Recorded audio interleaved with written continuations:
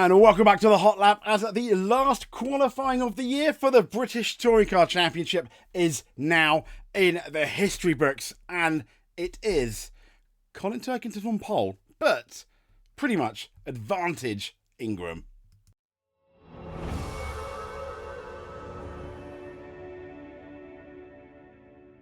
So congratulations to Colin Turkington, who gets the pole position for Brands Hatch, arguably one of the most important qualifying sessions of the year. It was quite exciting.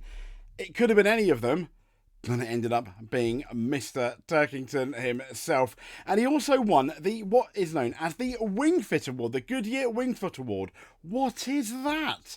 Well, it's the taking his fourth pole position of the year. He claims the best qualifier, the most poles of the year award. So well done, Colin Turkington, as well. Now, let's have a quick look, though, at the grid. And here, I tell you what, this is the one frustrating thing I kind of find after a bit of qualifying is straight after, it's really hard to find the official grid. They don't really publish it quick enough. Maybe I'm looking in the wrong, the green screen's gone. Maybe I'm completely looking in the wrong place.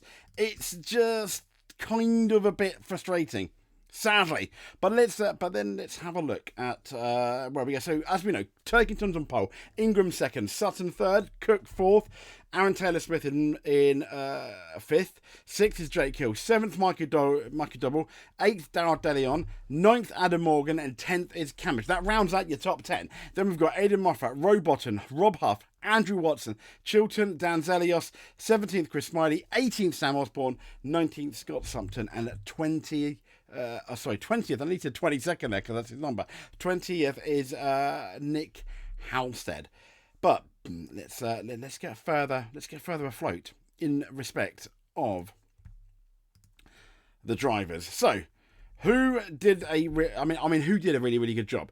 We're going to have to say Tom Ingram probably did the best job in terms of for the championship. Yes, Colin Turkington still an outsider, we know, but in terms for him, Tom Ingram is starting second. The issue is going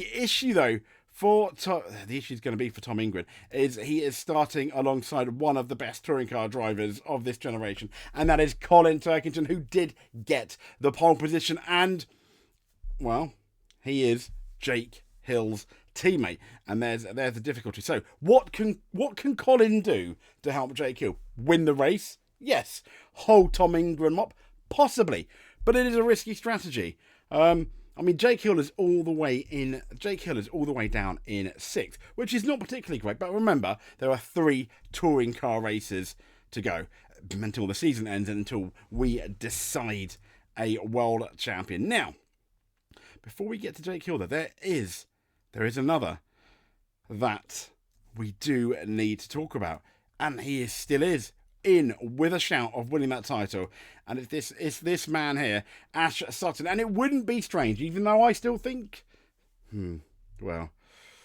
I still think at the moment I think Jake Hill could still win it, but because I think the BMW car here now, looking at it now, is better than the Hyundai, in my opinion. But it's Ash Sutton in the Ford. This man has pretty much going into the weekend, going into the qualifying session, and definitely going into the race with a nothing to lose attitude. And that's where this man is going to be at his most dangerous. He's going to be coming through no matter what. Now, the interesting thing is, what is going to be Ash Sutton's mentality at the start of the race and in that first race? Is it simply going to be, I'm coming through, I don't care about my championship, I'm here to win? And he said himself, he has to win the races, he has to bag the fastest laps, maybe the point for leading as well, and he could do it. This man starts third. He's got nothing to lose. Whereas a Tom Ingram, side by side with an Ash Sutton, at least in race 1, has something to lose. And there it lies the big quandary. But from quandary qualifying to very disappointing Jake Hill, I can't help but say I'm moderately disappointed at Jake Hill's qualifying. Bear in mind that your teammates on pole, yes, you didn't have access to as much hybrid. I completely get that. But with Jake Hill all the way down in 6th, yes, it's not quite middle of the grid, but 6th, when you kind of, you got cars all around you, and cars that are not in the championship fight, but know that you are in the championship fight and you don't want to crash. That's kind of like the last thing you want with all these cars around you. The only saving grace is that the BMWs are normally quite good at starts. So I expect Jake Hill, who starts in 6th, alongside Aaron Taylor-Smith, to at least take Aaron Taylor-Smith into that first corner, which will then put him in 5th, and behind potentially Ash Sutton and Josh Cook, who, Josh, remember, like Colin, does have an outside chance of that championship. But race 1 is going to be absolutely fantastic. It's going to be very very exciting.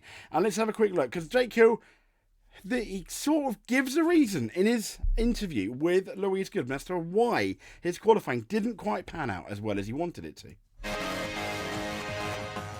I'm looking at the body language. He's not jumping up and down. No. When he did get out and have a look at the rear tower as he got out of the car as well. So was everything all right there?